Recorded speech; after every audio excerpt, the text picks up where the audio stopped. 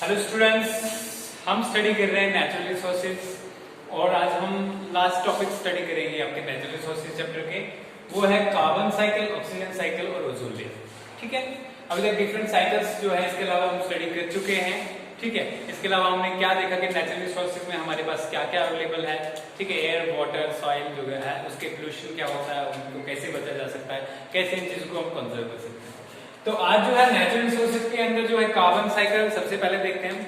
तो कार्बन अगर आप देखोगे तो सारी की सारी लिविंग ऑर्गेनिजम्स में जो है, जितने भी लिविंग ऑर्गेनिजम्स हैं, चाहे वो प्लांट्स हैं, एनिमल्स हैं या माइक्रोब्स हैं, उनके अंदर जो कार्बन किसी न किसी फॉर्म में जरूर पाया जाता है।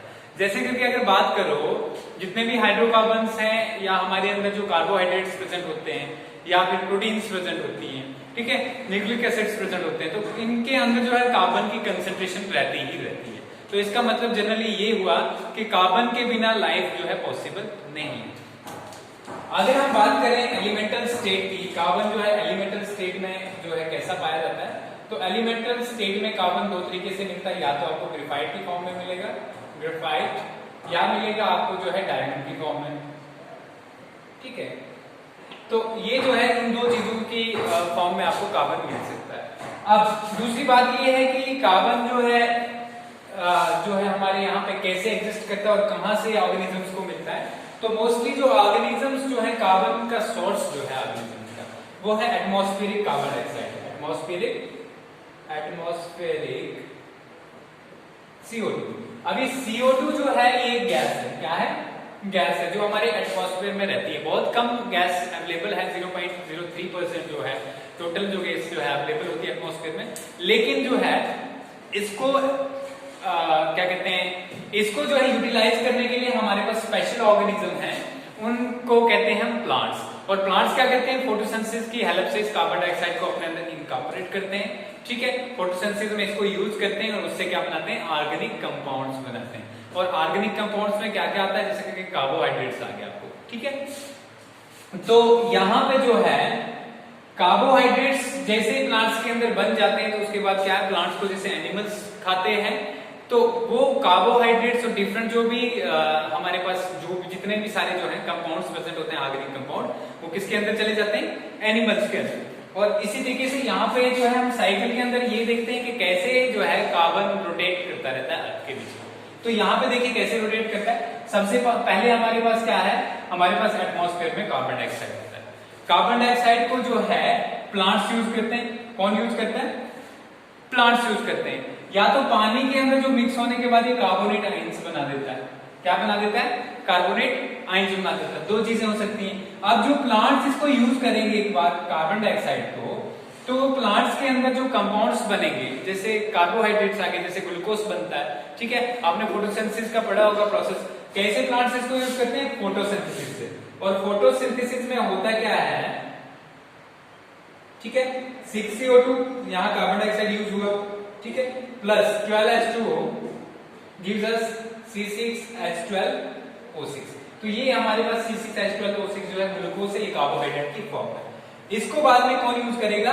या तो इसको क्या होगा, अगर सपोज करो प्लांट्स को एनिमल्स ने खाया तो एनिमल्स के अंदर चला जाएगा। ठीक है, तो ऑर्गेनिक मैटर जो भी एनिमल के अंदर होगा वो कहां से यूटिलाइज करेंगे, वो प्लांट्स से बने। और दूसरा ये हो सकता है कि अगर प्लांट्स जो है डेड हो गए और दब गए जो है जमीन के नीचे और हाई प्रेशर के अंदर, उनसे क्या बन सकता है, हमारे पास कोल बन सकता है, कोयला जो है। ठीक है, वो किससे बनता है? प्लांट से। या तो अगर ज्यादा हीट में प्रेजेंट होंगे तो ये क्या होते हैं, जो है लिक्विड फॉर्म में कन्वर्ट हो जाएंगे। कौन? प्लांट्स, जिसको हम क्या कहते हैं, पेट्रोलियम कहते हैं। दूसरी तरफ अगर हम देखें, प्लांट्स को एनिमल्स ने खाया, एनिमल्स के अंदर जो है कार्बन डाइऑक्साइड इनकॉर्पोरेट हो गया कंपाउंड्स में जो प्रेजेंट था। ठीक है, जैसे कार्बोहाइड्रेट्स में प्रेजेंट था, तो एनिमल्स ने जैसे खाया तो इनके अंदर आ गया। इनके अंदर आने के बाद जो है ये एनिमल्स जो है अगर हाई प्रेशर और हाई हीट के अंदर जो है जमीन के अंदर दब जाए तो क्या बनता है, हमारा पेट्रोलियम बनता है।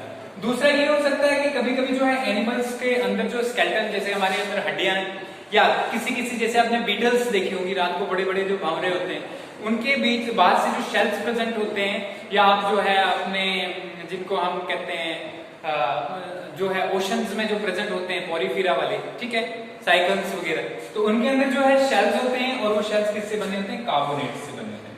किससे बने होते हैं? कार्बोनेट से बने होते हैं। तो ये कार्बोनेट शेल्स जो है एनिमल्स के ऊपर प्रेजेंट होंगे।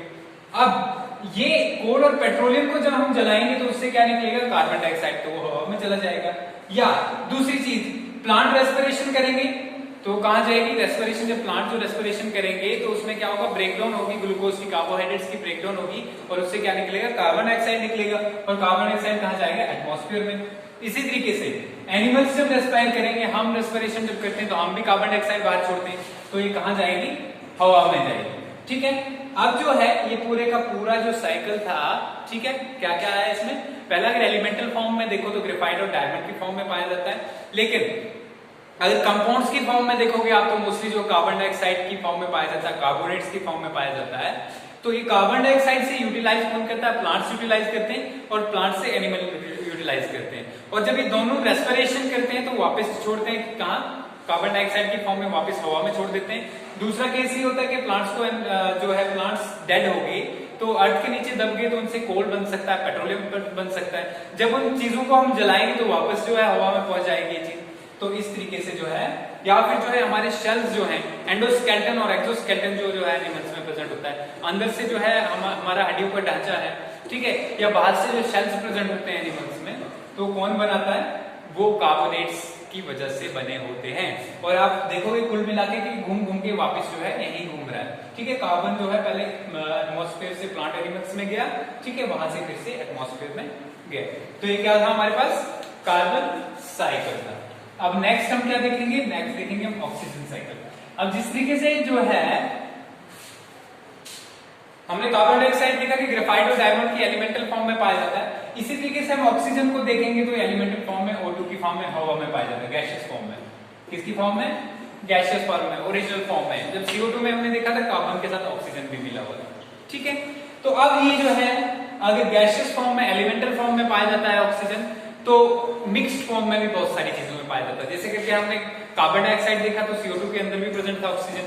इसके अलावा बहुत सारे एलिमेंट्स के साथ, अर्थ क्रस्ट के अंदर बहुत सारे एलिमेंट्स रहते हैं, उनकी ऑक्साइड्स जैसे करके फेरस ऑक्साइड्स है, आयरन ऑक्साइड्स है, ठीक है, और भी बहुत सारे एलिमेंट्स हैं जिनके कार्बोनेट फॉर्म्स में, ठीक है, उस फॉर्म्स में जो है कौन रहता है, ऑक्सीजन जो है डिफरेंट एलिमेंट्स के साथ रहता है। ठीक है, समझ में आ गया। अब देखते हैं कि ऑक्सीजन कैसे जो है लिविंग और नॉन लिविंग थिंग्स के बीच में चलता रहता है। ठीक है, अब हमारे बायोस्फीयर में कैसे रिवॉल्व करता रहता है, हम सारे साइकिल्स को क्या देख रहे थे कि बायोस्फीयर के अंदर ये सारे साइकिल कैसे रिवॉल्व होते हैं, उस चीज को देख रहे हैं। ठीक है, तो ऑक्सीजन के लिए क्या है, ऑक्सीजन एलिमेंटल फॉर्म में कहां पाया जाता है, हवा में पाया जाता है। अभी जो हवा में ऑक्सीजन पाया जाता है एयर में, ये ऑक्सीजन को कौन यूटिलाइज करता है, एनिमल्स यूटिलाइज करते हैं। सबसे पहले एनिमल्स किसके लिए यूटिलाइज करते हैं इसको, एनिमल्स यूज करते हैं इसको रेस्पिरेशन के लिए, करते हैं ना रेस्पिरेशन के लिए यूज। तो रेस्पिरेशन जैसे करते हैं, ठीक है, तो रेस्पिरेशन से क्या बनता है, यहां से दो चीजें निकलती हैं, एक वाटर निकलता है, तो वाटर में भी जो है हमारे पास क्या है, क्या है, ऑक्सीजन प्रेजेंट है। दूसरा कार्बन डाइऑक्साइड निकलता है, तो कार्बन डाइऑक्साइड में भी क्या प्रेजेंट है हमारे पास, ऑक्सीजन प्रेजेंट है। तो ये जो है ऑक्सीजन डिफरेंट फॉर्म में पाया जाता है। पानी के अंदर इतना सारा ओशन में हमारे पानी है, फिर हमने फ्रेश वाटर पढ़ा, ठीक है, डिफरेंट टाइप के वाटर रिसोर्सेज देखे कहां कहां से पानी मिलता है हमें। तो ये जो है यहाँ पे आपको ये दिखेगा कि वाटर जो है डिफरेंट उसमें कंपोनेंट्स में मिलेगा आपको। अब इसके बाद क्या है हमारे पास, प्लांट्स है, क्या है, प्लांट्स है। प्लांट्स फोटोसिंथेसिस के लिए किसको यूज करेंगे, CO2 और H2O को, और क्या करेंगे, फोटोसिंथेसिस करेंगे। फोटोसिंथेसिस के से क्या बनेगा, हमारे पास बनेंगे कार्बोहाइड्रेट्स, मान लो C6H12O6 लिख लेता हूं मैं, ठीक है, हमारे पास बने कार्बोहाइड्रेट्स, तो यहाँ पे भी ऑक्सीजन प्रेजेंट है। अभी कार्बोहाइड्रेट्स जो यहाँ से या तो इनको एनिमल्स वापस खाएंगे, ठीक है, ठीक है, और फिर रेस्पिरेशन करेंगे। अब यहाँ पे जो है आपको फोटोसिंथेसिस के बाद जो है क्या बनेंगे, ऑर्गेनिक कंपाउंड, और जब इनकी रेस्पिरेशन होगी वापस से इनकी रेस्पिरेशन होगी। दूसरा ये हो सकता है कि फोटोसिंथेसिस के टाइम पे क्या होता है, फोटोसिंथेसिस के टाइम पे जो है फोटोसिंथेसिस से जो है ऑक्सीजन निकलेगी, ठीक है, आपने देखा होगा ऑक्सीजन फोटोसिंथेसिस में क्या होता है, फोटोसिंथेसिस में होता है 6CO2 + 12H2O वाटर, और उसकी यूज करते हैं तो हमारे पास ऑक्सीजन निकलती है और क्या बनता है, एनर्जी बनती है। ठीक है, तो ये जो है सारा सिस्टम है, समझ में आ गया। यहाँ पे देखा आपने 6CO2 + 12H2O फोटोसिंथेसिस में यूज होने के बाद यहाँ पे ये फिर से या तो ऑक्सीजन में कन्वर्ट होगा, तो या तो फिर जो है एनिमल्स इसको यूटिलाइज करेंगे। तो इस तरीके से जो है पूरे का पूरा ऑक्सीजन साइकिल रोटेट करेगा। अब देखते हैं तीसरी चीज क्या है हमारे पास। तीसरी चीज है हमारे पास ओजोन लेयर। क्या है? Ozone layer. अब ओजोन लेयर क्या है उसको देखते हैं।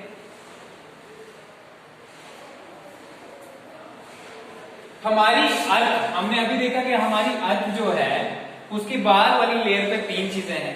क्या क्या है?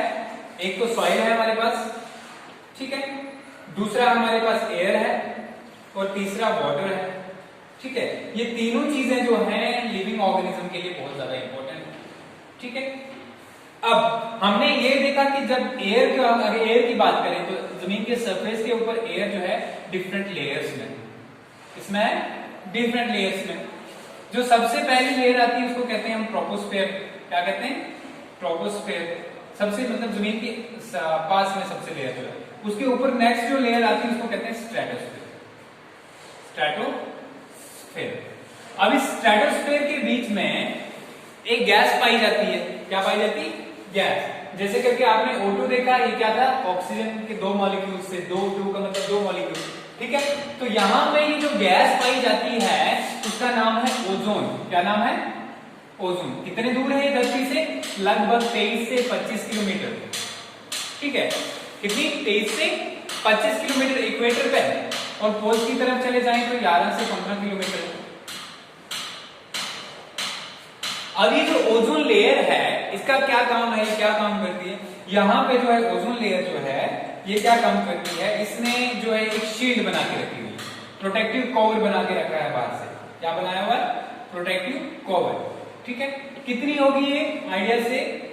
ठीक है, ज्यादा बड़ी नहीं है, 0.3 सेंटीमीटर मोटी होगी, ठीक है। अगर कॉन्डेंस फॉर्म में गैस फॉर्म में तो कितनी होगी? 0.23 या 3 सेंटीमीटर।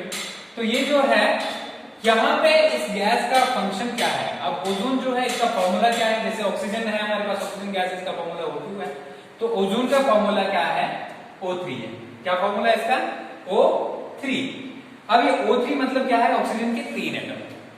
अब यहाँ पे जो गैस है ओजोन जो है ये क्या काम करती है? जब सूरज से रोशनी आती है, ठीक है, सनलाइट में बहुत सारी जो रेडिएशन होती है, डिफरेंट टाइप की रेडिएशन, अलग अलग टाइप की रेडिएशन होती है, जिसमें आपको एक विजिबल रेडिएशन है जिससे आपको दिखाई देता है, दूसरा इंफ्रारेड रेडिएशन होती है जिससे आपको गर्मी लगती है, वो दूसरी टाइप की रेडिएशन होती है, तीसरी टाइप की रेडिएशन जो अल्ट्रावायलेट रेडिएशन निकलती है सन से, जो धरती पे नहीं पहुंचती, ठीक है। ये क्यों नहीं पहुंचती है धरती पे? क्योंकि उनको ये ओजोन लेयर ट्रैप कर लेती है, पकड़ लेती है। अब ये जो है ओजोन लेयर हमारे पास, ये उनको ट्रैप कर लेती है। तो अगर ये ट्रैप कर लेती तो उसका क्या बेनिफिट है? अगर वो धरती पे आ जाते तो क्या फर्क पड़ता? अगर ये रेडिएशन, अल्ट्रावायलेट रेडिएशन जिनका नाम है, वो धरती तक पहुंच जाएंगी तो यहाँ पे बहुत सारी प्रॉब्लम्स क्रिएट होंगी। जैसे इंसानों के अंदर ये स्किन कैंसर काज कर सकती है अल्ट्रावायलेट रेडिएशन, या इंसानों की आंखों के अंदर जो कॉर्निया होता है उसको परमानेंटली डैमेज कर सकती है, और जिसकी वजह से इंसान जो है मैक्सिमम इंसान की आईसाइट चली जा सकती है, अंधे हो सकते हैं लोग, ठीक है। तो ये प्रॉब्लम। दूसरा, प्लांट्स की बात करें तो प्लांट्स का जो है फोटोसिंथेसिस वगैरह जो है उसका रेट कम हो जाएगा, ठीक है, रेट कम, क्योंकि उनका टिश्यू जो होता है, यंग टिश्यू जो होता है, ग्रोइंग पार्ट जो होगा प्लांट का, वो डैमेज हो जाएगा। दो चीजें। तीसरी चीज है, क्योंकि रेडिएशन से हमारे अंदर जो क्रोमोसोम्स होते हैं, जीन्स जो होते हैं, उनके अंदर प्रॉब्लम क्रिएट हो जाती है, उनके अंदर चेंजेस आ जाती हैं।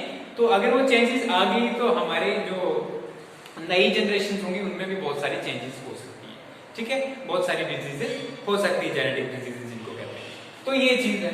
अब ये जो है ओजोन लेयर क्या काम करती है?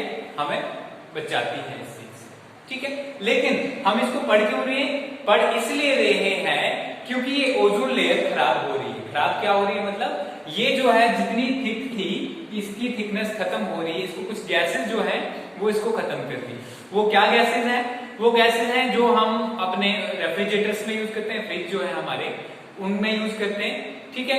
फिर या जो हमारे फाइटर जेट्स चलते हैं, एरोप्लेन चलते हैं, इनसे निकलने वाले धुएं से जो है वो गैसेस निकलती है। उन गैसेस को कहते हैं ozone depleting gases, ozone depleting substances. क्या कहते हैं? सब्सटेंसेस। जिसमें क्या क्या आता है? क्लोरोफ्लोरोकार्बन, जिसको CF6 कहते हैं, क्लोरोफ्लोरोकार्बन हो गया, ठीक है। इसके अलावा दूसरी गैसेस भी होती है जैसे सल्फर डाइऑक्साइड होती है, नाइट्रोजन डाइऑक्साइड, समझ आ गया? तो ये हो गया। इसके अलावा क्लोरीन हो गया हमारे पास, ठीक है। क्लोरीन जो है सबसे ज्यादा डैमेज करती है इस चीज को। तो ये हो गया ओजोन लेयर भी हमारा, ठीक है, कंप्लीट हो गया। फिर से मैं रिपीट करता हूं, हमने 3 साइकिल पढ़े। हम साइकिल क्यों पढ़ते हैं? हम ये देखते हैं कि जो हमारे यहाँ पे जो है एग्जिस्ट जो भी चीजें करती हैं, ठीक है, उन चीजों में जो है कुछ ऐसे एलिमेंट्स इंपॉर्टेंट हैं जो हमारे जो है बायोस्फीयर में रोटेट करते रहते हैं। डिफरेंट हमारे यहाँ पे जो है हमारी अर्थ के ऊपर हर चीज जो है, जैसे हवा है उसके लिए एक अलग सा वो बनाया हुआ स्पेस हमने, जिसको हम क्या कहते हैं? एटमॉस्फेयर कहते हैं। जब हमारे पास वाटर की बारी आती है तो इसको हम क्या कहते हैं? हाइड्रोस्फीयर कहते हैं, ठीक है। जब हमें रॉक्स की बारी आती है इसको हम लिथोस्फीयर कहते हैं। तो ये सारी चीजें इंपॉर्टेंट हैं हमारे सर्वाइवल के लिए।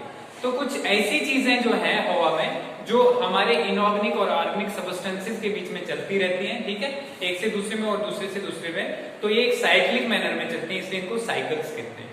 तो हमने आज 2 साइकिल्स पढ़े, carbon cycle, oxygen cycle. Carbon cycle के अंदर हमने क्या देखा कि इन कार्बन साइकिल, कार्बन जो है नेचुरल में 2 ही एलिमेंटल फॉर्म में पाया जाता है, ग्रेफाइट एंड डायमंड की फॉर्म में। अगर हम बात करें कि लिविंग ऑर्गेनिज्म में कैसे पाया जाता है, तो कार्बन सभी चीजों में पाया जाता है, जैसे कार्बोहाइड्रेट्स हो गया, प्रोटीन्स हो गया, न्यूक्लिक एसिड्स हो गया। इन सारी चीजों के अंदर जो है क्या प्रेजेंट होता है? कार्बन प्रेजेंट होता है। तो इसलिए कार्बन हमारे लिए इंपॉर्टेंट है। तो हमारे अंदर जो है लिविंग ऑर्गेनिज्म के अंदर कार्बन कैसे आता है? वो कार्बन डाइऑक्साइड से आता है। कार्बन डाइऑक्साइड एक कंपाउंड है, ठीक है, जो ऑक्सीजन के साथ कार्बन मिला के बनाता है। अब यहाँ पे कार्बन डाइऑक्साइड से प्लांट जो है कार्बन डाइऑक्साइड को जो है यूटिलाइज करते हैं। कैसे यूटिलाइज करते हैं? फोटोसिंथेसिस से। फोटोसिंथेसिस से जब उसको यूटिलाइज करते हैं तो वो ऑर्गेनिक कंपाउंड बनाते हैं। फिर एनिमल्स प्लांट्स को खाते हैं, तो एनिमल्स के अंदर वो ऑर्गेनिक कंपाउंड्स चले जाते हैं। अब प्लांट्स और एनिमल्स जब डेड होते हैं तो उनके अंदर जो है वो कोल और पेट्रोलियम बना सकते हैं अगर वो हाई प्रेशर और हाई टेम्परेचर के अंदर गए, ठीक है। इसके अलावा बात अगर करें हम जो हम रेस्पिरेशन करते हैं, प्लांट्स और एनिमल्स जो भी रेस्पिरेशन करेंगे तो वहां से क्या निकलता है? कार्बन डाइऑक्साइड निकलता है, तो वो वापस हवा में चला जाता है। अगर हम इन कोल और पेट्रोलियम को जलाएं, जिनको फॉसिल फ्यूल कहते हैं, तो तब भी कार्बन डाइऑक्साइड बन जाएगी उससे। तो ये इस तरीके से रोटेट करता रहेगा। नेक्स्ट हमारे पास ऑक्सीजन साइकिल है। ऑक्सीजन में हमने देखा कि ऑक्सीजन जो है एलिमेंटल फॉर्म में देखें तो गैस की फॉर्म में जो हवा में पाई जाती है। 21% ऑक्सीजन जो है हमारे एटमॉस्फेयर में पाई जाती है। इसके अलावा कंपाउंड्स की फॉर्म में बहुत सारी चीजों में पाई जाती है, जैसे करके कार्बन डाइऑक्साइड में ऑक्सीजन पाई जाती है, वाटर में ऑक्सीजन पाई जाती है। इसके अलावा अगर मेटल्स के साथ देखा जाए तो मेटल्स के साथ कंपाउंड्स बनाती है, जिसमें कंपाउंड्स में जैसे करके आप देखोगे कि ऑक्साइड्स होती हैं, आयरन ऑक्साइड्स होती है, बहुत सारे एलिमेंट्स के साथ दूसरी ऑक्साइड्स बनाते हैं। इसके अलावा कार्बोनेट्स बनाते हैं, ठीक है। तो ये सारी चीजें जो है कौन बनाता है? ऑक्सीजन। तो ऑक्सीजन कैसे मूव करती है? ऑक्सीजन कैसे जो है बायोस्फीयर में जो है एक साइक्लिक मैनर में चलती है। ऑक्सीजन जो है सबसे पहले गैसियस फॉर्म में होती है, तो वहां से कौन लेता है? एनिमल्स लेते हैं उसको। एनिमल्स जो है जब लेते हैं तो क्या करते हैं? वो कार्बन डाइऑक्साइड और वाटर छोड़ते हैं, और कार्बन डाइऑक्साइड वाटर जो है कौन एब्जॉर्ब करता है? प्लांट एब्जॉर्ब करते हैं। तो प्लांट लेते हैं, फोटोसिंथेसिस करते हैं। फोटोसिंथेसिस के बाद जो है ऑक्सीजन को या तो वो ऑर्गेनिक कंपाउंड में मिला देते हैं या ऑक्सीजन को हवा में छोड़ देते हैं। तो इस तरीके से जो है इसका साइकिल चलता है। ओजोन क्या है? ओजोन लेयर जो है हमारी धरती के ऊपर जो एक sheet like substance, umbrella like substance है, जो O3 गैस से बना हुआ है, ठीक है। ये क्या करता है? हमें जो है हमारी धरती को अल्ट्रावायलेट रेडिएशन से बचाता है जो सन से आती है। अल्ट्रावायलेट रेडिएशन बहुत ही हार्मफुल रेडिएशंस हैं जो ह्यूमन बीइंग्स और एनिमल्स के अंदर जो है बहुत सारी डिजीजेस काज कर सकती हैं, फोटोसिंथेसिस के रेट को रोक सकती है। हम ओजोन लेयर को इसलिए पढ़ रहे हैं क्योंकि ओजोन लेयर डिप्लीट हो रहा है, ठीक है। एंटार्क्टिका में जो है एक ओजोन के ऊपर एक बहुत बड़ा जो होल डिस्कवर किया गया था, और अगर जो है इसको बचाने के लिए हमें क्या करना पड़ेगा? हमें ओजोन को जो चीजें खराब करती हैं उनका कम यूज करना पड़ेगा, जैसे करके क्लोरोफ्लोरोकार्बन्स हैं, क्लोरीन्स हैं और डिफरेंट गैसेस हैं, ठीक है। इसके साथ ही आपका चैप्टर खत्म होता है। अगला हम नेक्स्ट लेक्चर में अगला चैप्टर देखेंगे। ओके।